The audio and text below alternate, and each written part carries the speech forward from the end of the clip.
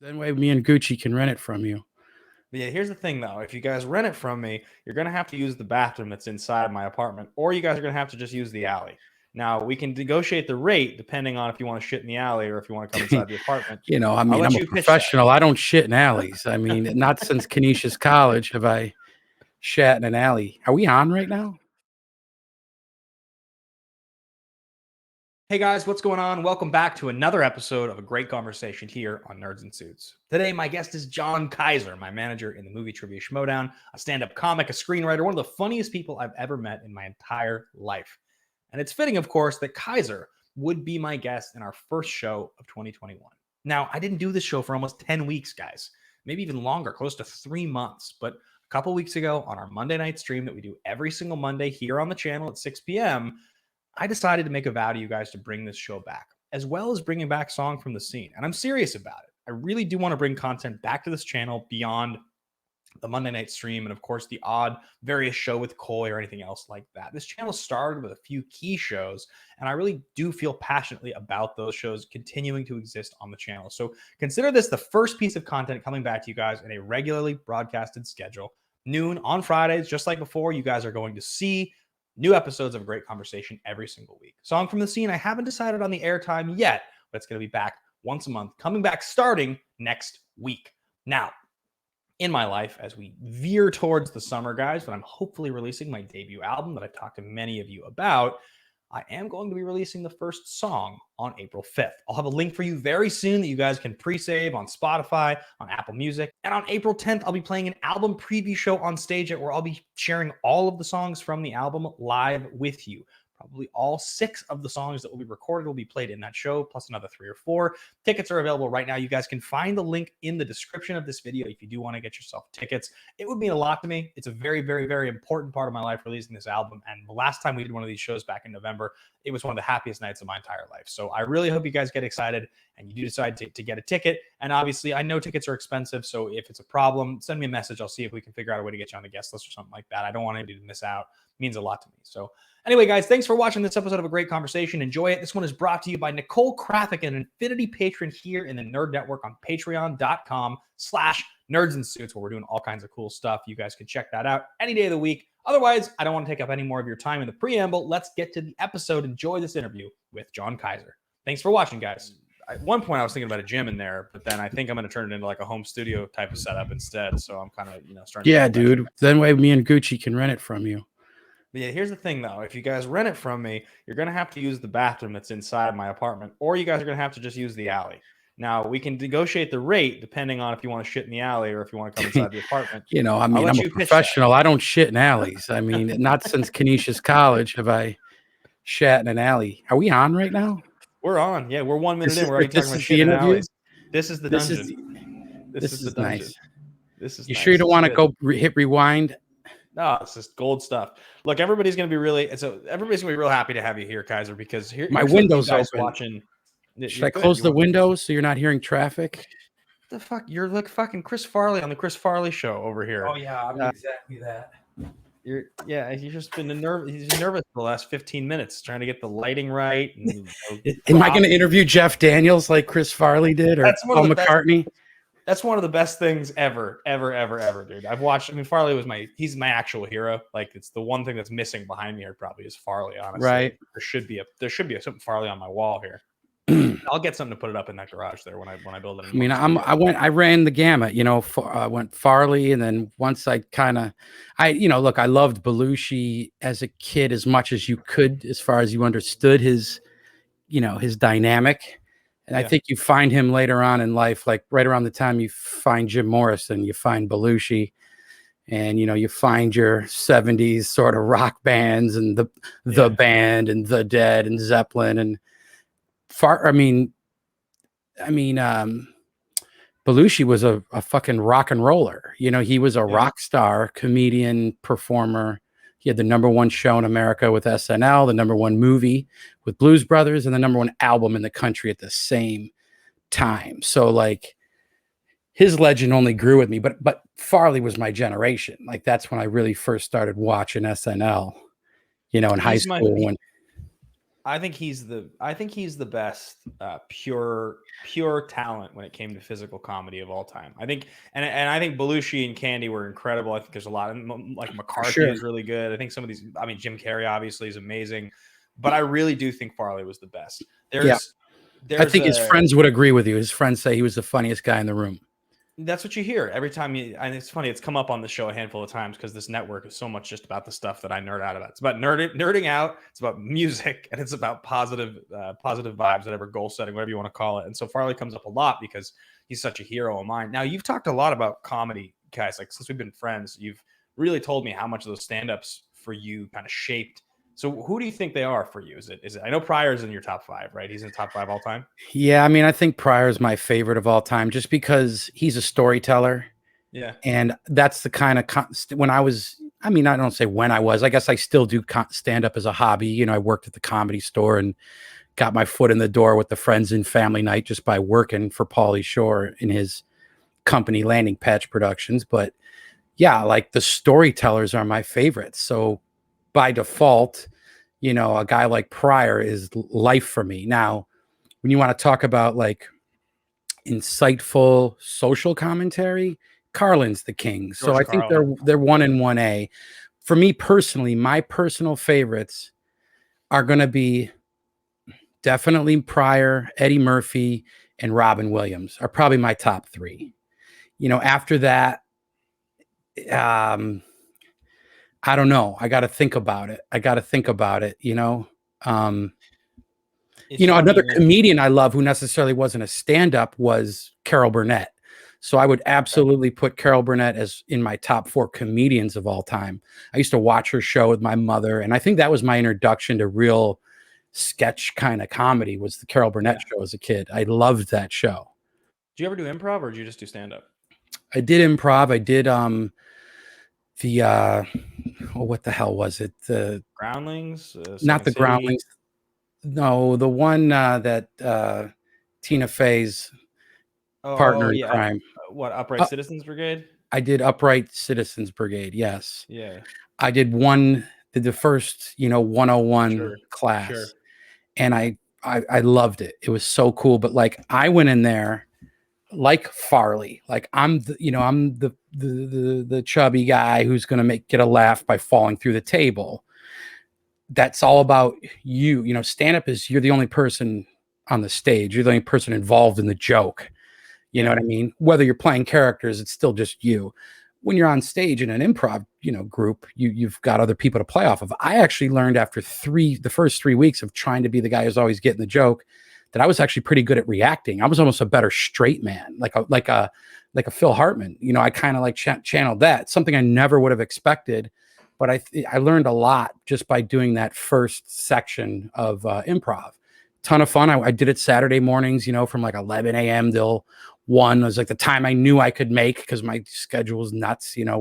working in production and all my other, stuff. So it was cool. It was a good learning experience. I would be interested in doing it again for sure. But I mean, I think, you know, I, by doing stand up over the years, I've got a 10-minute set, you know what I mean? And, our friend Mark Ellis certainly has become a shining light in this stage of my life as far as stand up, because he's given me opportunities to go on stage. He took me to Vegas with him and put me up there with Makuga and Knapsack and kind of welcomed me into that stand up crew. And he believed in me. I have a stand up coach who Mark knows, Cynthia Levin. I've taken her class multiple times, and I've probably got 30 minutes of stuff just based on her class alone. But I was really trying to pick and choose what makes a good 10-minute set. And so I worked with her. I'd bounce some of the stuff off of Mark. And yeah, I feel very confident that I can go do 5. I can go do 10 minutes. I just need a week to practice. If I You practice got to for a get it. week, yeah, those Got to get rhythms ready. I mean, 2 weeks would be better. A month would be great, Yeah. but I think Right. confidently, if I had to in a week, I could prep that material. So it's pressure's something that's more of a hobby at this point, but who knows, pressure's the kind of the best medicine for getting ready for that stuff too. When you got something coming up, you push it. Back 100. 2015, I think 2015. I used to go see some friends of mine at the West Side Comedy Theater a lot over in the alley in West, in Santa Monica, and a lot of good people over there.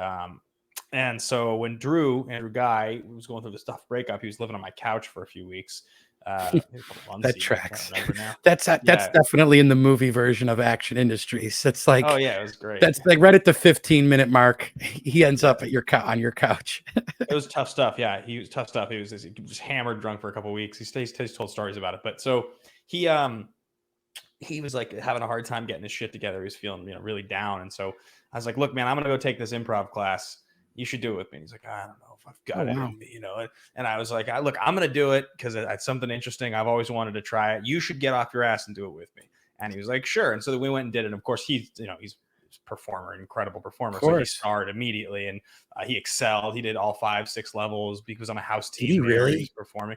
Oh yeah, he's a great improviser. He did it for God, I'd love years. to see. I mean, that obviously makes sense. Like I Guy's a real performer in every sense of the word. So I bet you he'd be great at. That'd be fun to watch. He was a great improviser, man. It was always really fun. He did this show called Thunderbulge. This is one of the funniest things. It was an improv strip show that they did once a month. Him and these other 4 dudes, and it was like improv. It was like improv, but like stripping. I can't even.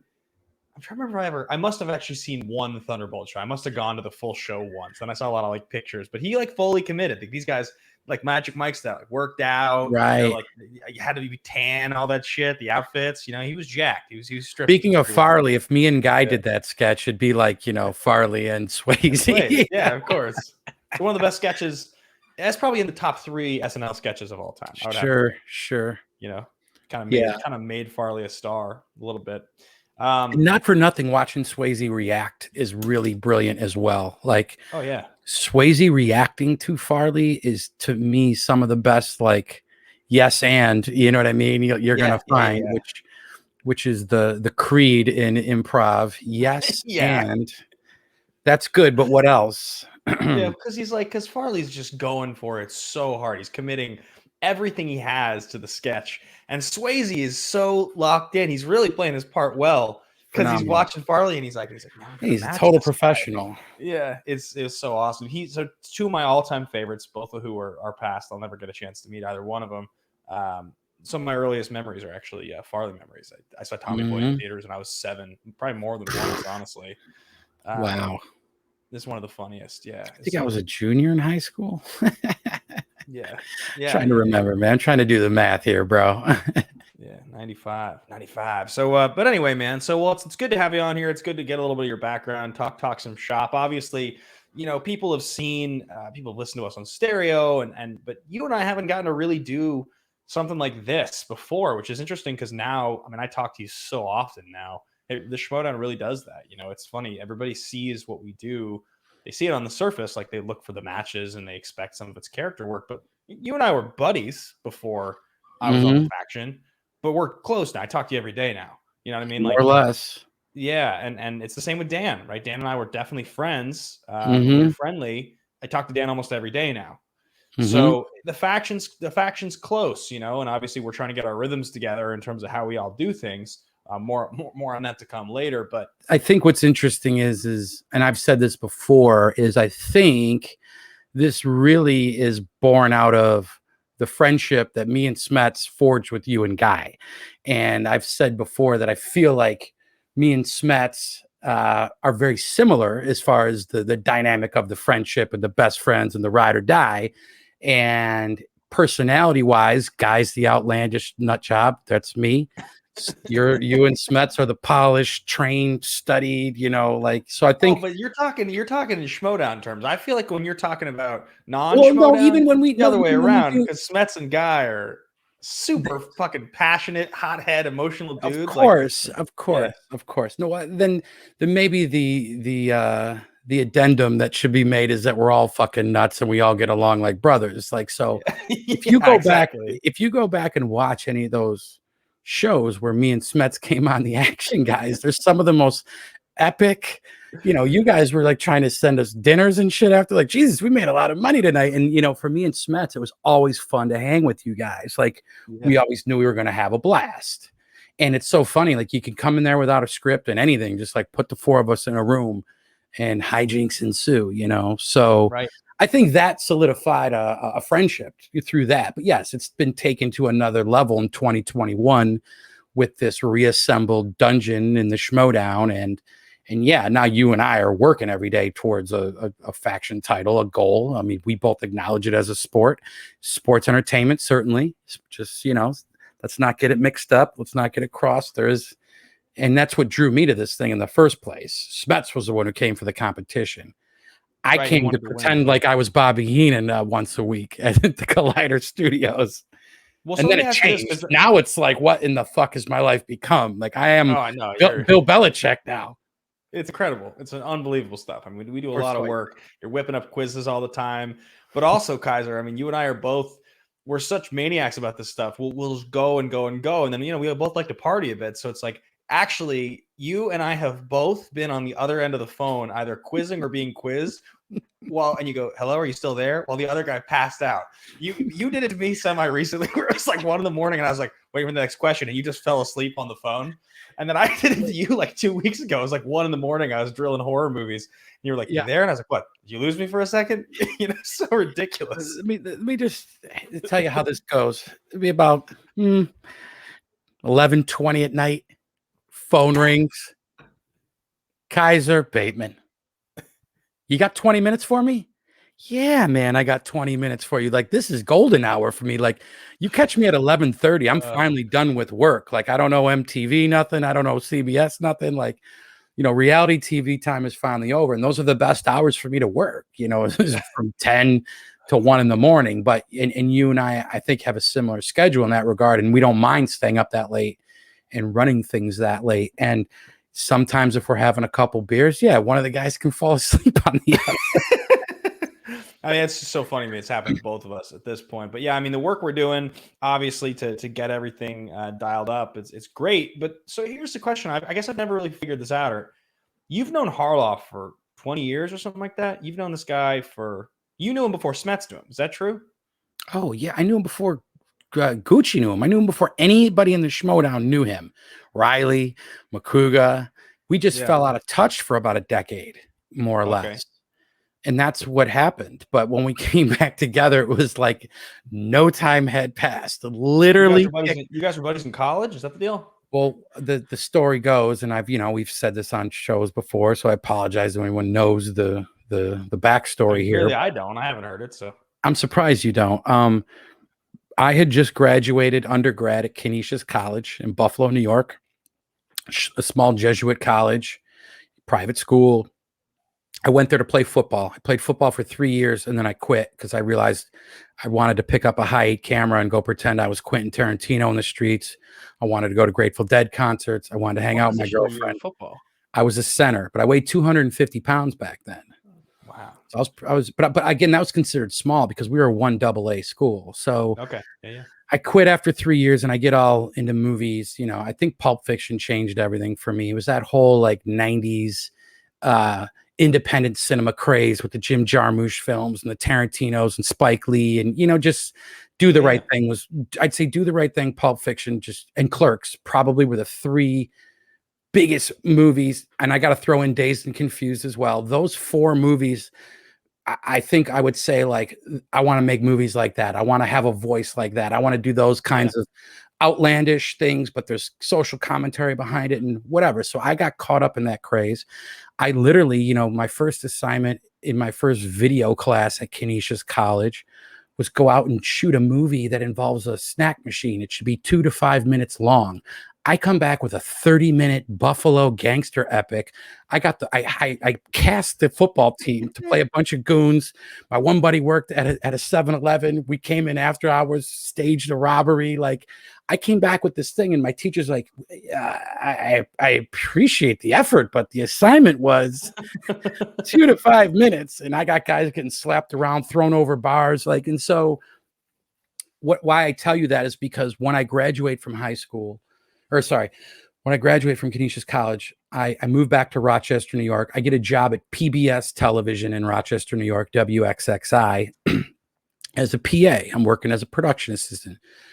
But a production assistant at PBS does everything. You're painting sets, you're running camera, you're stage managing. Like, I do that for about a year, and I'm like, in the back of my independent film magazine, they've got this New York Film Academy thing, which is go learn filmmaking over the summer, living on UCLA's campus. And I'm like, wow, this seems cool. I can go to LA and I can make movies. And my dad was still working in Major League Baseball at the time, so he could afford it. And I'm like, Dad, you never gave me a graduation present. Not that I asked for anything, but I made it through. You didn't even think I was going to make it 2 years into this shit. Like I proved that it may have taken me 4.5 years to get out, but send me to the New York Film Academy.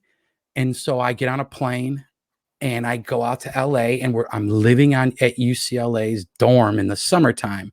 And this turns out to be the most low rent piece of shit film experience, because like you go in there, I mean, and I say that because the tools were rudimentary and you were still using 16 millimeter reversal film, the same shit they stormed Normandy with, all that footage of Normandy's on a 16 millimeter reversal Bolex camera, first Super Bowl shot on a Bolex camera.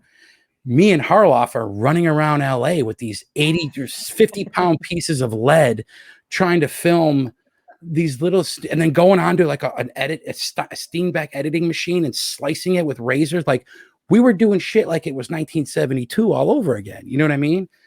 But which you loved, which, I mean, Knife puts you in this position, but you probably kind of loved the idea that you were doing the like Scorsese Coppola thing, even though it was totally unnecessary. We were so broke. We had nothing. Like everyone was living off a fucking taco a day.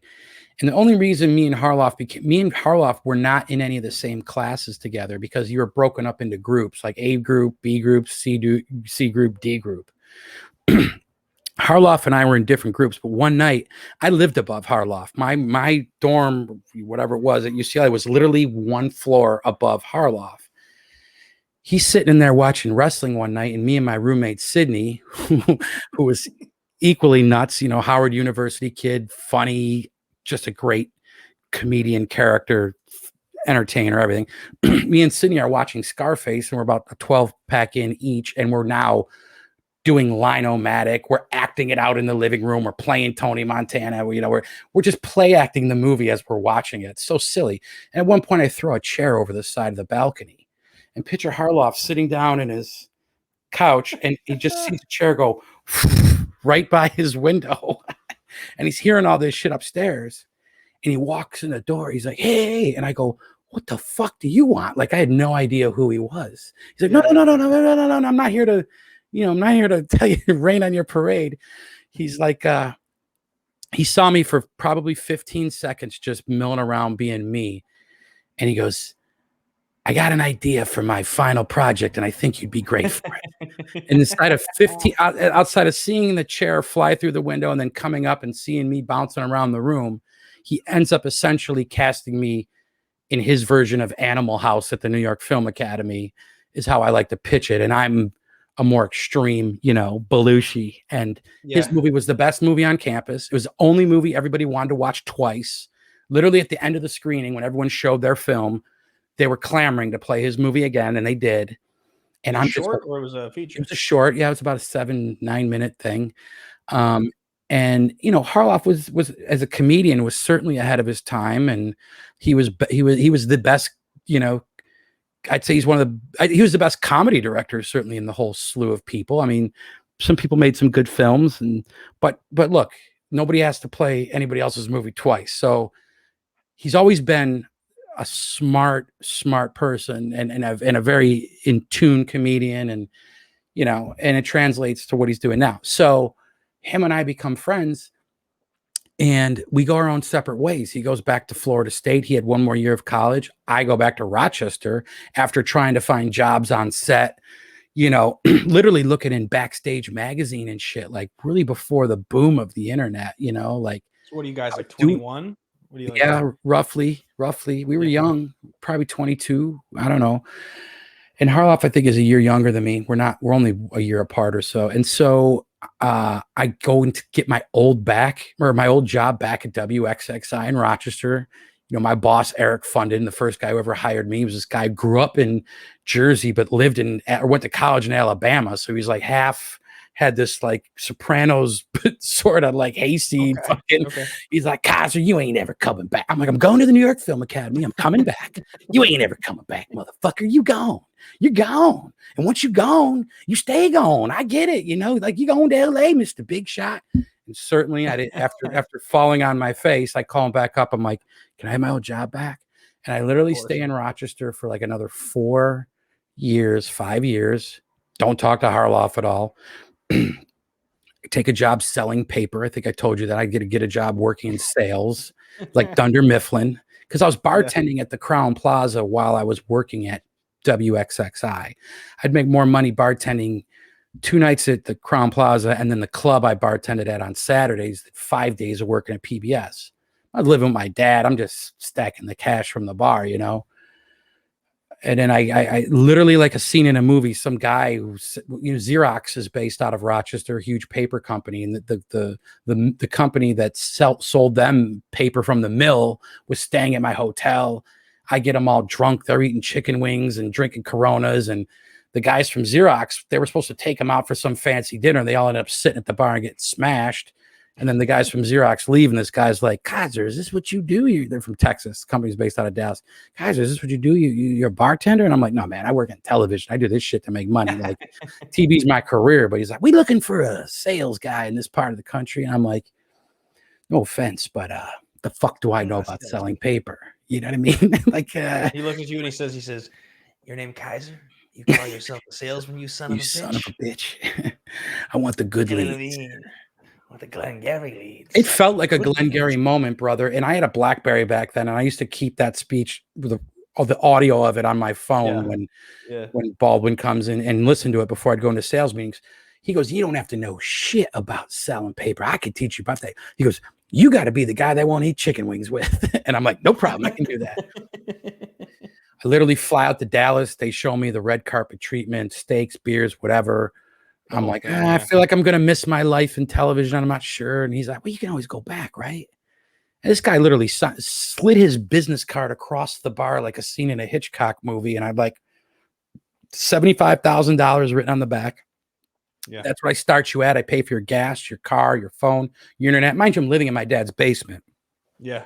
So I go for it. I just start stacking cash. And then one fateful February, I'm driving to Pittsburgh in a shitstorm. Like, do I want my headstone to say John Kaiser was a hell of a paper salesman? And then I was out. I applied to film schools immediately, got into San Diego State. And, you know, I'm so stupid. I went to college twice. Well,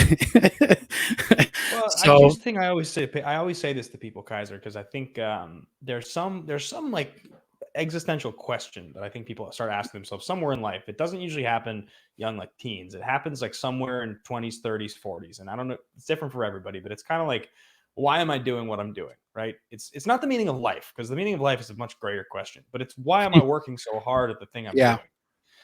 Because what's the point, right? I mean, is it to make money? Is it to be commended by your peers? Is it to be famous? Is it like, what is it? Is it because you're an artist and you love your craft? You know, even artists, right? You want to go to film school. You probably kind of like a lot of the ideas of those guys, the Tarantinos and the Kevin Smets at the time. They seemed like rock stars to you, probably. So you were kind of like, I kind of want to be that. And they were nerds too. Let's not forget about that. Yeah. They were fucking cinema nerds. They were the guys who watched everything on VHS. They probably bought the same stupid independent film magazines I bought. And I just felt like Robert Rodriguez, Tarantino, and Smith were like 20 something doing it. And I'm like, if they can do it, I can do it too. Right. And I love what they did. And it's about getting a reaction out of people more than anything, I think. You know, it's to entertain. Yeah. Whatever the paycheck is, you know?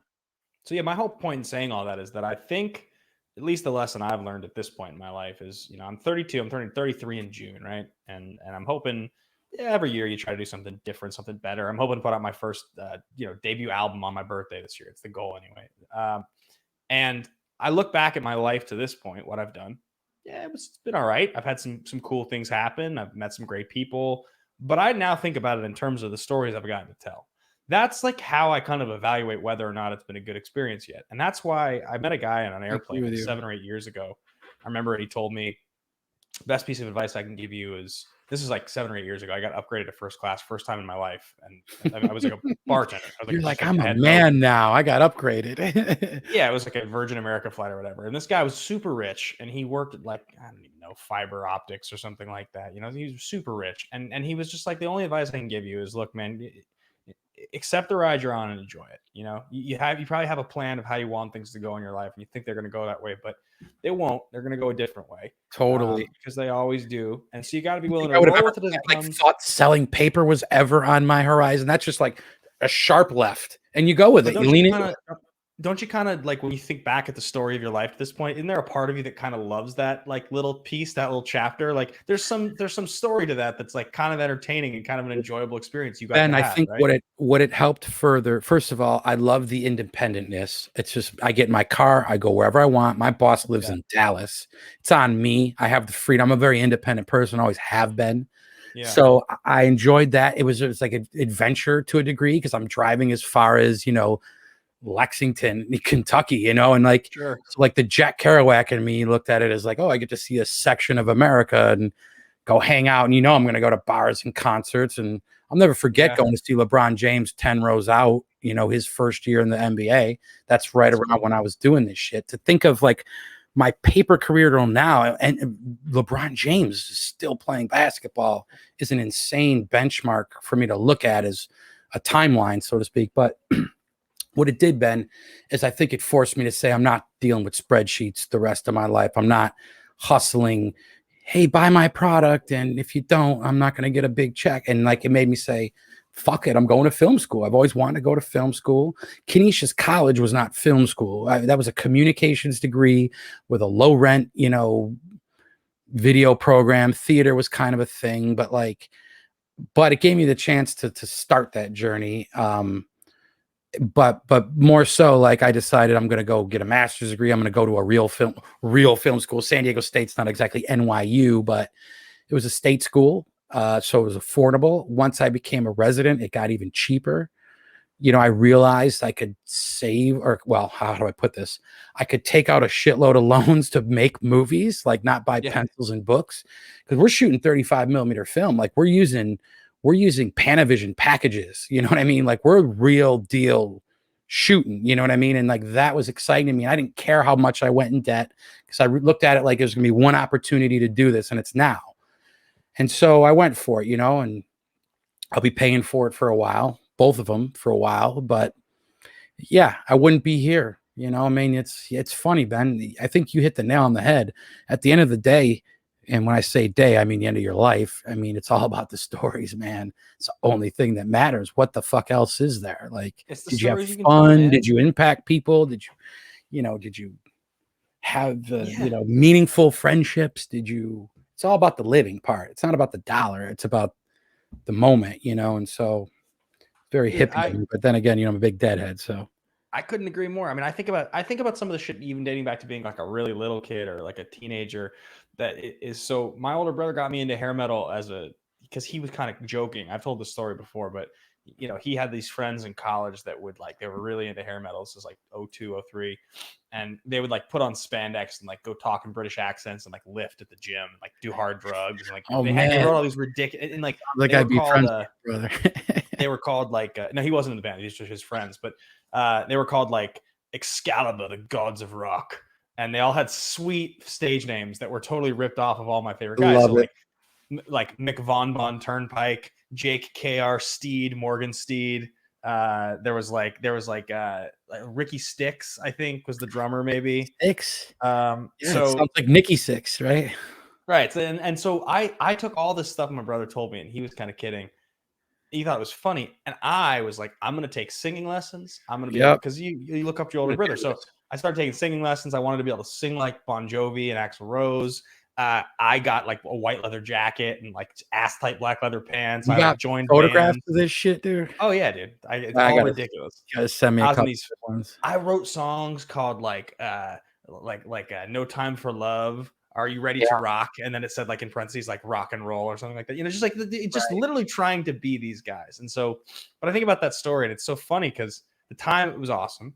It seemed really silly a few years later, but I always got a laugh out of it. But then I think about my whole life and I'm like, I'm so much happier that I did that than just like Mm-hmm. the alternative of just being like maybe just like a boring kid in high school. You know what I mean? I'm Mm-hmm. happy I did. I'm happy I graduated when I was 16 and went to an acting school. All these things I've gotten to do in my life, they've shaped the person I am, and they weren't all winners, but a lot of the experiences were great. So you grew up I'm around a shocked lot that of. you never went to college. That blows me away. Like for a guy, only because of the way you carry yourself and how ambitious you are and successful. Like you Yeah. just kind of got that college boy vibe. So it shocks me to think you never did any of that shit. God bless. Yeah, I mean, man, my family was all, my dad went to UCLA, he was president of the student body. My mom went to Oh, your Radcliffe. Like, dad would lived in LA. Okay, that's yeah, crazy. he grew up here. He grew up here. Yeah. Huh. Yeah, my That siblings, I mean, my whole affected you family moving. was. That affected you moving here was having family ties, or My aunt was here, but she and I weren't really very close. We would visit LA every year when I was a kid and see her go to Disneyland for a long time. right? So I knew LA all right, like, and it was cool. Like when I would come out here, because I moved when I was pretty young. I was 17. I came out here by myself. So my No shit. dad, like, Team that young, huh? yeah. So I graduated high Wild. school in like late May, early June. I turned 17 like a week later. And then at the end of the summer of 05 or 05, in summer of 05, I moved out here. I think that's right. Or spring. It would have been the spring, I guess. I don't know. I'm having a hard time remembering, but it was like 2005, and so I like went to the American Academy of Dramatic Arts. I went for a year to an acting I've heard of school. that. I've heard of that place. Yeah, I lived with roommates and the whole bit, and yeah, and it was, it wasn't really for me, the acting school thing, but I went back to Seattle for a few years, and then when I was 21, I came back out here for good. So I did a year when I was 17. Yeah, it was a crazy experience, man. Um, That's but so young to that's, I mean, come out here. that's 17's young. so you grew up here, right? Your dad was here, No, or I no? grew up You in grew up East Coast. Rochester, New Oh, yeah, York. yeah, yeah. Yeah, I only come out here by way of San Diego State because I got an Okay, internship with Morgan Freeman's company in the okay, middle of I should say towards the end of my time at San Diego State, because rather than finish the 2-year program in 2 years, I kind of milked my thesis and took some extra time because that way I could borrow more money and stay sure, on the West Coast.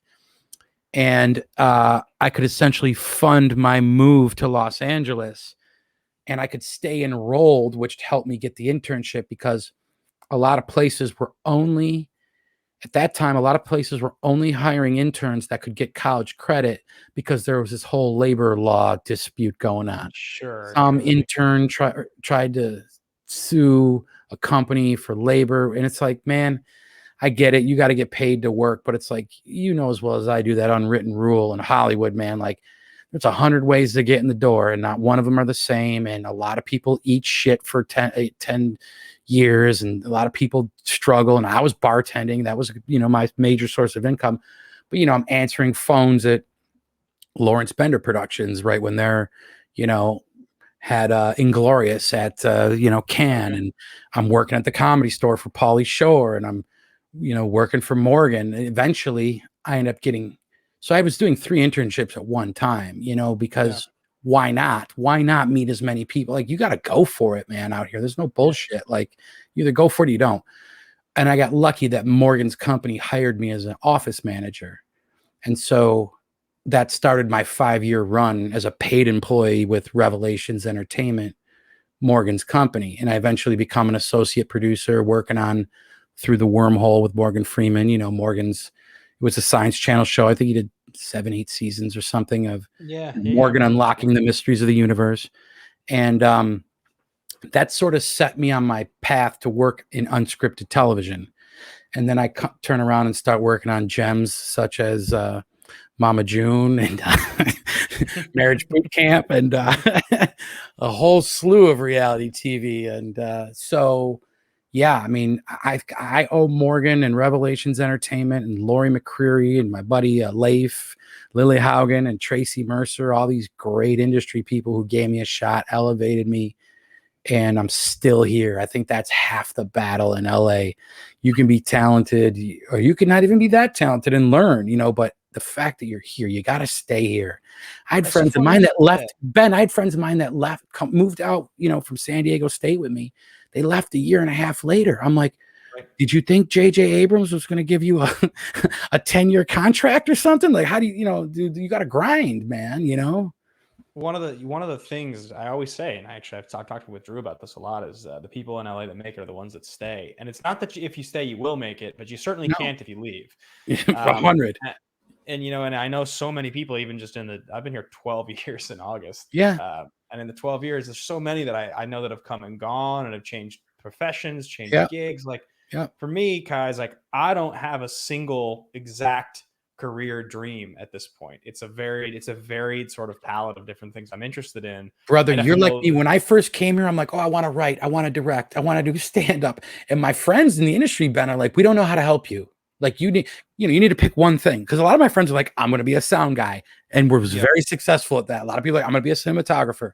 Very successful. My buddy Colby working for NFL Films, and like these for me, I guess because my influences were so broad that I didn't know what I wanted to do, man. I just knew I wanted to do it all. You're looking at Orson Welles, like, well, he can do anything. Like he can act, he can direct, like Charlie Chaplin. Yeah, right. And I'm using these old references, but these are the guys who I think were some of the biggest geniuses ever. But I get it, man. So at some point you do kind of got to hone in, but at the same time, you don't stop testing the waters. And if you feel a creative impulse to do something, you do it. You follow your inkling. Well, you just stay creative. And I think the whole point of me saying it is that whatever it is that I end up doing in LA, and I feel very fortunate to have gotten to do all the things I've gotten to do. I know it's going to be here. This is my home. I'm staying in LA. I'm not going anywhere. There is no going home. Seems I wouldn't want to go home. This is my home, right? It wouldn't even matter. Like it wouldn't matter if I lost every job I had. I still would find a way to stay. Because this is my home now. I don't identify with Seattle as my home. So you grew up in Rochester. Your dad's a major league umpire. You grow up around wrestlers and ball players. Like, talk to me just a little bit about how that affected you becoming the guy you are. It's amazing because, and the reason you say wrestlers is because you may know a little fat. We've talked about my dad was a jobber, which the translation of jobber is guy who gets the shit beat out of him by Hulk Hogan, or the guy who gets the shit beat out of him by Andre the Giant. Like you had to have in any given city in Rochester, Buffalo, Syracuse, Niagara Falls, jobbers, big guys, brawlers, guys who like could get in the ring if you needed them that night. Because think about it. These wrestlers live hard lives. Guys are getting arrested. They're getting injured in bar fights. They're getting injured in the ring. So my dad was like on the call-up list when they need you. And he'd put on a mask, and he was named the Hatchet because he didn't want nobody to know who the fuck he was. Like, I'm trying to be a major league umpire. He was in the minor leagues working single A ball for peanuts. You know what I mean?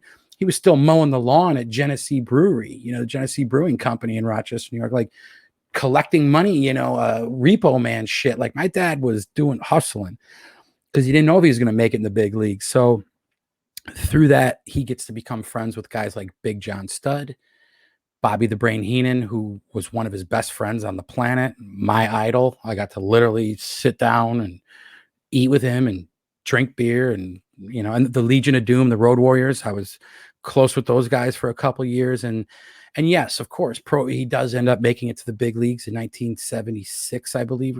No, 70, I'm going to say 78, 79 was his first year in the big leagues. And then, he ends up working 2 World Series and an All-Star game. And yeah, I become friends with Don Mattingly and George Brett and Mike Pagliarulo. And like, so I think getting back to your original point. Don't forget my favorite dude. What's his name you told me about? Kurt Hennig, Mr. Perfect. Kurt Hennig. Yeah, he was a great one. Loved him. He was a Minnesota guy, and Hawk and Animal from the Legion of Doom were Minnesota guys. They all knew each other. And what I'll say is this. At 12 years old, you learn what the big league mentality is, it's cool for, to get an autograph and have your baseball card signed, but then you learn real quick. It's just cooler to hang out with these guys. Yeah. You know what I mean?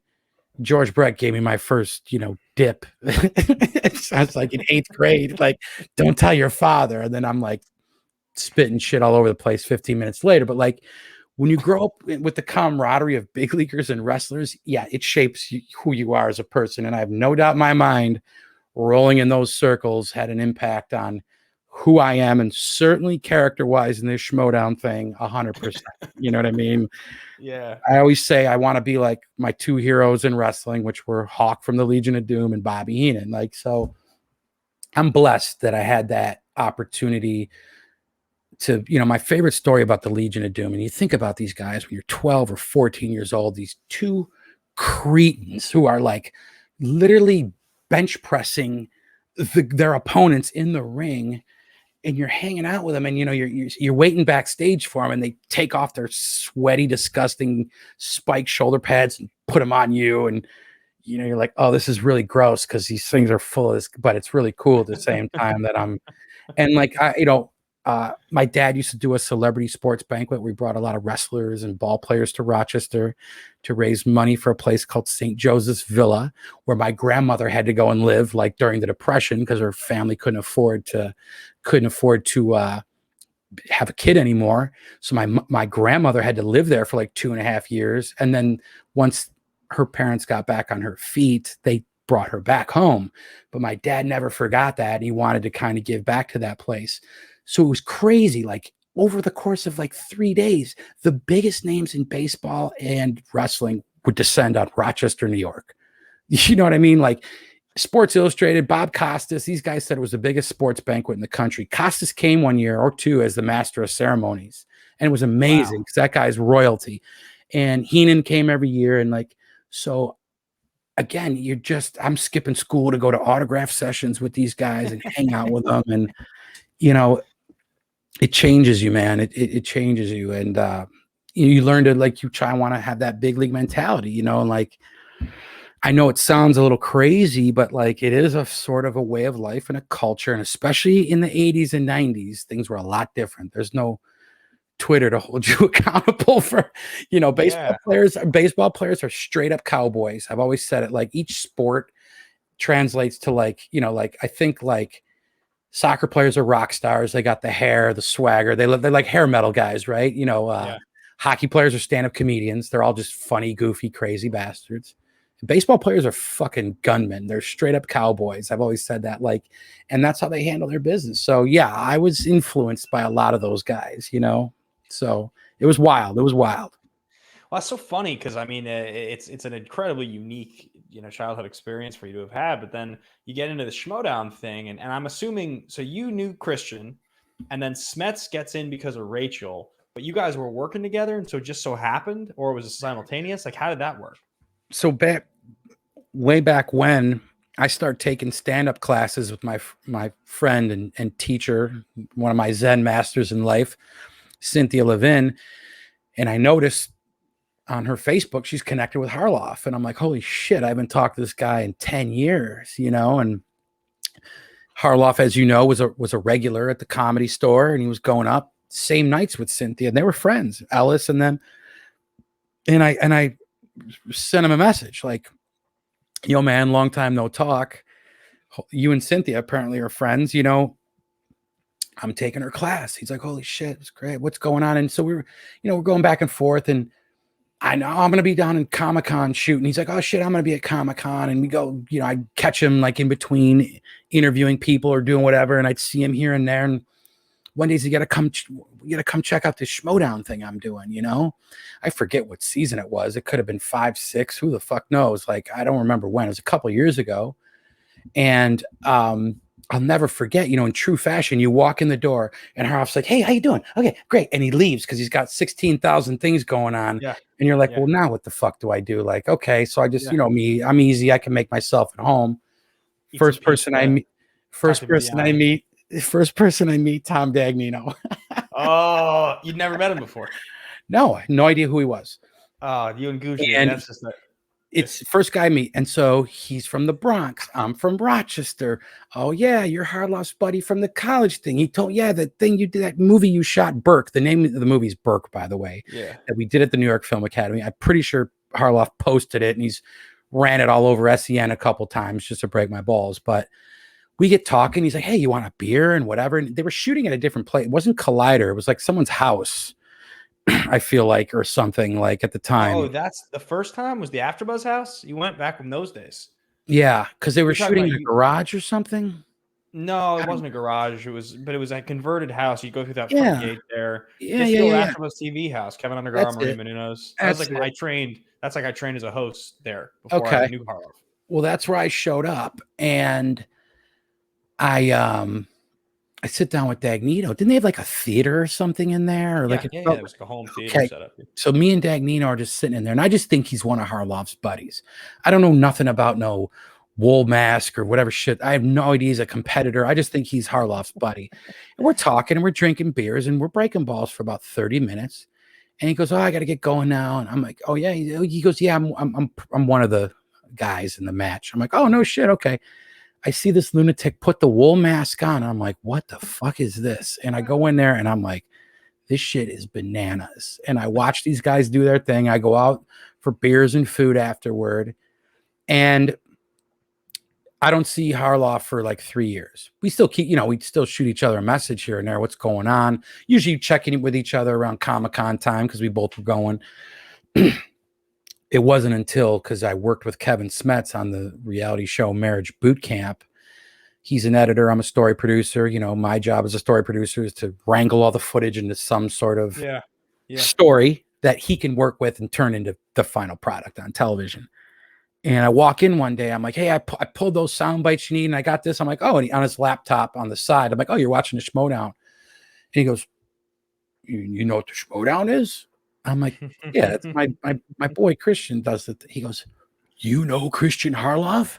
I'm like, "Yeah, motherfucker, he ain't Santa Claus. He's just some fucking dude." Like Smets was blown away that I knew the dude. And then he's like, "I'm trying to get into this thing and blah, blah, blah." And then, a couple weeks go by and he sends in a tape and he's like, "Put in a good word for me with Harloff." And This is the I Machmo did. man. It's the Machmo man. And I didn't know what the fuck he was doing. I didn't watch anything he sent in. I didn't know what was going on. I just sent Harloff a message like, and by the way, Smets and I, that's like year one of our friendship. So we're granted, me and Smets haven't known each other very long. But from the minute we met each other till now, like it was like you'd have thought we'd known each other a whole lot. We became very, very fast friends. And so I reached out to Harloff. "Hey, give my boy a look, blah, blah, blah." "Yeah, sure." And then I guess at some point they let him in the league. Smets is going to get in. Yeah. He's going to get in. And now Smets is like, "I bought us tickets to go to the award show at the Comedy Store." Oh yeah. And I'm like, "Well, don't tell Harloff. I want to surprise him." All right, yeah. So we walk up and I walk behind Smets, and Harloff probably hadn't seen me in years because the first thing he says to me is like, "You look like you lost half a person," because I was in good shape back then. He's like, "I didn't even recognize you." I'm like, "What's up?" He's wearing the white tux, doing his Harrison Ford, Temple of Doom, tux on. And I'm like, "Hey, yeah, we're letting your boy in, this and that." And then Smets goes, "Yeah, and Kaiser's going to be my manager." Now, that's nothing we had discussed prior. We had joked about it in the edit bay, like, "Oh, wouldn't it be funny if?" And Smets is telling me all these ideas, and I'm like, "Nah, you got to come out like an '80s wrestler. Like, let me show you some of this Legion of Doom shit." I mean, I'm just showing him like how I would go about it. Smets was a big wrestling guy, right? Huge wrestling guy. That was a little before his time, but he knew who all those people were. Yeah. And so we just talked about it very casually as friends. He just drops that bomb in the middle of the room at the Comedy Store. And Harloff's like, "Well, look, I mean, I know he's good on the mic, but what does he know about the Schmoedown?" And at that moment, I'm like, "Well, Christian, if we're being real here, I don't need to know shit about the Schmoedown, to be honest with you. It's like, I don't need to know shit to sell paper. Like, put me in there and I'll run with it, And it was like, ha, ha, ha. We laughed about it. And I swear to you, Ben, hand on a Bible, this conversation ended there. 2 weeks later, I get an email like, "Yeah, Kevin Smets versus David Moore with his manager, Kaiser." I'm like, I'm glad everybody made up my mind for me. You know what I mean? That's exactly how it went down. And Christian now just it's taken over your fucking life because in that's true what Christian this thing fashion, does. he just threw me in there because I think part of it was he believed in me certainly as a character and a presence and someone who could contribute to the thing. But I think he likes doing those sorts of things where he just, it's that when it's by the seat of your pants, it's more fun and exciting and a lot of raw. And I'll never forget, like, I walked in that Collider the first day, like, what's up? I'm all loud. Like Emma Fife is hiding her purse, and this person don't want to talk to me. And just Harloff's got a big smile on his face, like, okay, here's what we're gonna do. And blah, blah, blah, and he's, I'm like, we're gonna do this. And, and I forget half of what he told me and just run with it. Like, Right, of course. Yeah, you make it up in the scene, and yeah. but it just from there it was on, and I'm like, and I told Smets, let's be like these guys, these Legion of Doom Road Warrior guys. They're not good, they're not bad, they hate everybody, they want to beat the shit out of everybody, they don't care, they just don't. I go, it's the only way to come in and just, it's not disrespectful, it's just like we think we're better than you in this game, and we're going to come out there and I'm going to win the war on the mic, you're going to win the war in the ring, and we'll see what happens. Smets was getting excited. I'm trying to remember if I was there that first day. I don't think I was. I don't think I met you that first day. I would go to most of the tapings, but I feel like I must have missed that one.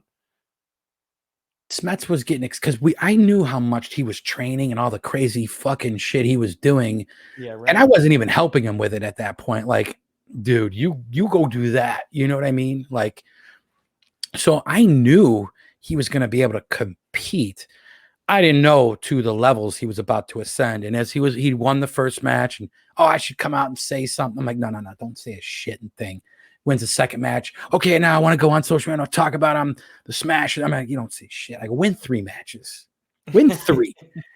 Then come out here and talk. You know what I mean? Like, have something to back it up. Too. He's one of the best people I've ever met in my whole life. I love that guy so dearly. So I'm so happy. He's one of the greatest human beings on the planet. He's a brother. I mean, he's blood. He's not even a friend at this point. He's on a whole nother level. There's nobody like him. He's nuts, and he's hysterical, and he's got the biggest heart on the planet. And he's I'm lucky to have that guy as a friend, and I'll just say that. And I promise you, he's gonna literally destroy this cancer thing he's going through. And I know he's got his good days, his bad days, but he's still on the path. He's still fighting. I know, man. The dude's a competitor, man. And he's been running marathons his whole life. Like, he's, he didn't play for UCLA football, but he's certainly an athlete and a competitor, and a guy who commits himself to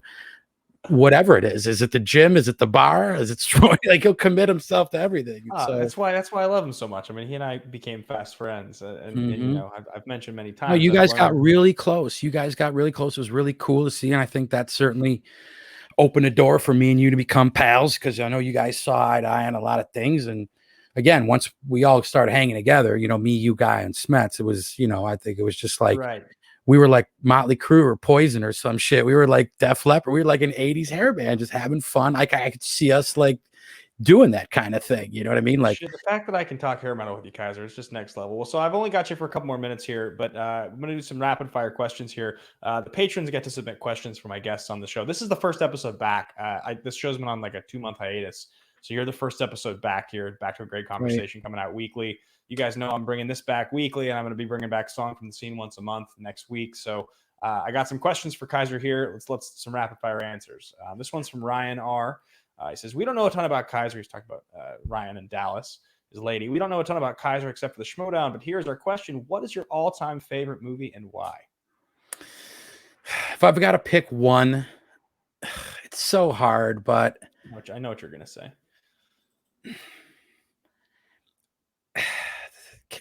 It's just not fair because it could change tomorrow, but I'll just say this. I guess the movie that impacted me the most was The Blues Brothers. Oh. I know you were probably thinking Bicycle Thief, maybe. I've talked a lot about that. I was thinking The Warriors. I thought you were going to say The Warriors. I love The Warriors. I love Pulp. Listen, I mean, on any given day, my answer could be Pulp Fiction. It could be The Bicycle Thief. It could be The Blues Brothers. I say The Blues Brothers because the blend of action, comedy, and music is like nothing I've ever seen in cinema. Belushi is a god to me. I loved, John Landis and I love SNL. So to me, the Blues Brothers is the biggest culmination of all the things I love most in my life. And that's mostly cinema, music, and comedy. So if I had to answer one movie, it would be the Blues Brothers. But Bicycle Thief is up there. I think that's the most heartwarming movie I've ever seen in my life. I love Chaplin. You got to watch that. Chaplin City Lights is in my top 5. Pulp Fiction for sure is in that category. But yeah, there's so many. I love Blow Up, Michelangelo Antonioni art house film. Yes, I do love The Warriors. 48 Hours is, I love the buddy comedies. Action. Yeah, 48 Hours is in there. But All right. yeah, so. Great. Thanks for the question, Ryan. Big salute to you, brother. We're gonna keep rolling here. Jake Yakavetta, call sign Bar Tab over in Action Army.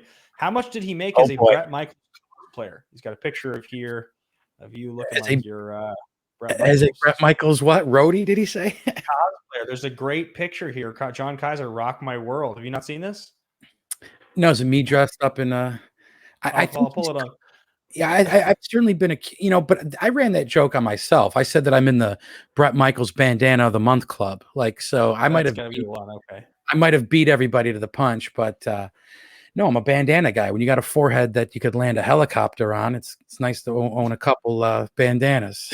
Do you have a big forehead? I guess I've never noticed that. It's pretty big. I mean, it takes a lot from Brady to throw a touchdown from my eyebrows to my hairline. I don't know if he can make that throw, but Drew and I have a character with a giant forehead in the script we're writing, and maybe we'll have to talk to you for consultation for some reference, some real world reference. Winston is a casting director for America's Most Wanted, so we had a very fun conversation about. Okay. I can't wait till I find some motherfucker that looks like you, Kaiser. I can't wait to cast you on him. I go, I bet you can't. I bet you can't. Let's see what else we got here. Next up, PLD, the man, the myth, the legend, the appendage. Big salute to you, PLD. Favorite wrestling match of all time, alternatively favorite promo. I think the best wrestling match I've ever seen is Ric Flair, Ricky Steamboat, Starrcade. Shit, 86. I'm gonna guess. Those guys just beat the shit out of each other for like 2 hours.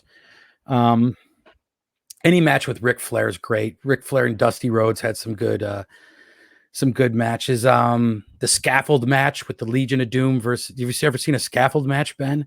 The Legion of Doom and the Midnight Express on top of a scaffold 30 feet above the ring. The only way to win is to throw the guy off the thing onto the mat. And my boy Dusty Rhodes, is he the guy who did the Hard Times promo? Is that yeah. It's Cody Rhodes' dad, the AEW guy. Okay, but gotcha. But yeah, Ric Flair and Steamboat singles, Night of the Skywalkers, Legion of Doom versus the Midnight Express. It's another Starrcade match. I put that one in there. God, there's so many good ones. Roddy Piper's had some good ones. Roddy Piper's certainly Piper's Pit would be one of my favorite components to anything wrestling. You just watch the guy go in there and talk shit to everybody on a talk show. It seemed like the greatest thing in the world. I've been asking Harloff to give me one of those since I got here, but we'll see how that goes. But Bobby Heenan is my idol. Like anything he's ever done is like what I've tried to follow in, Yeah. All right, Party Jay here next. Big salute to you, Partis. Ask him to tell a story of how he got Piggy Smalls and how he became a part of his life. So we're running out of time here, so I got to have you go kind of quick on these. What do you got? All right. Well, basically, my roommate's like, I want a pig because she's allergic to fur. And I said, no. And then the next day it showed up and she rescued the damn thing. Like, I think it was about to be Jimmy Dean sausage for somebody's breakfast. And next thing I know, he's in Manhattan Beach. And now I live with a pig. It's like a whiny 4-year-old. You love him, though. All right. He's the man. Yeah. Piggy Smalls.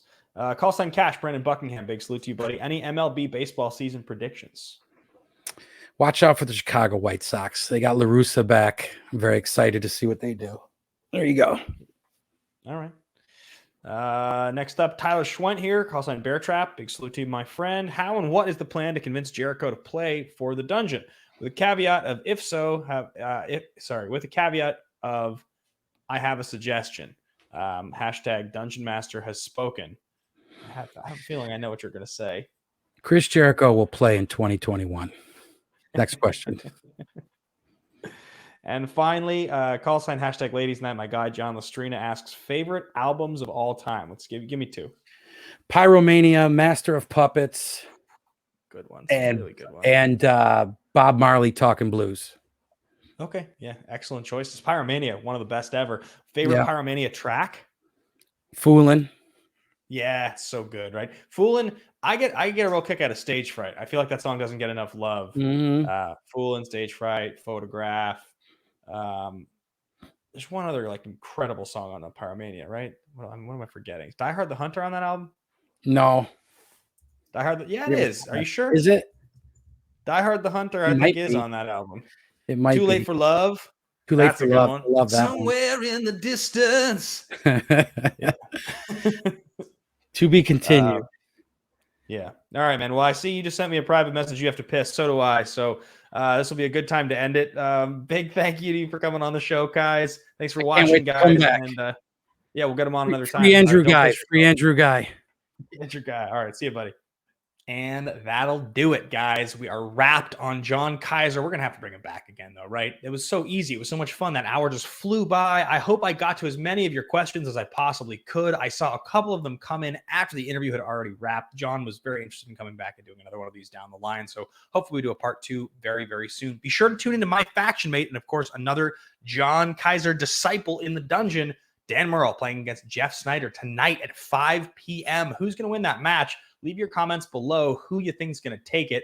I'm very, very excited about that. Guys, thanks for watching the video. Be sure to hit the thumbs up button. Hit subscribe, of course, if you haven't already subscribed to Nerds and Suits. We're going to be doing a lot more regular content here on the channel. I can't wait. I want to give a big thank you to all of my double diamond patrons here in the Nerd Network. We've, of course, got Jack Mayer, Jake Yakavetta, and JJ Monahan. We'll give you an action salute because you guys are all fantastic. Thank you so much for doing this.